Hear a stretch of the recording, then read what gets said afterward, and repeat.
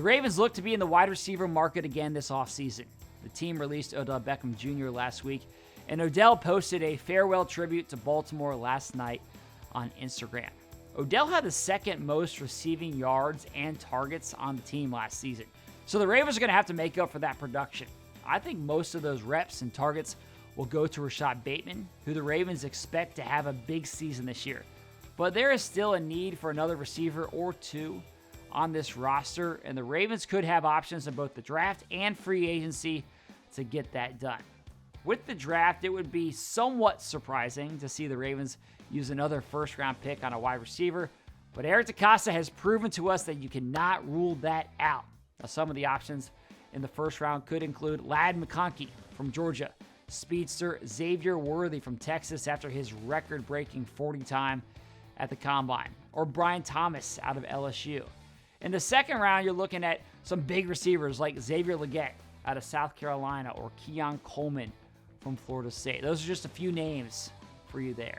A day 2 wide receiver to me seems a little bit more likely, considering that it's a deep class at that spot, and receivers can often get inflated in the first round because we've seen that in recent years with runs that take place where a bunch of guys fly off the board.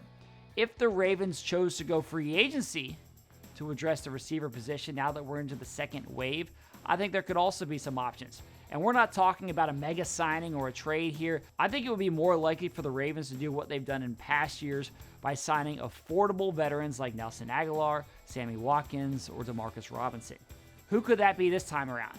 Maybe it's someone like Marquez Valdes-Scantling, or Josh Reynolds, or McCall Hardman. Those are guys that won't have a huge price tag, but they're veterans who could step in and provide depth and also play a bigger role if needed. I think part of the decision depends on what the Ravens want in a wide receiver. They've got some great speed on this roster with Zay Flowers and Bateman and Aguilar. Do they want to add a big-bodied wide receiver to the mix?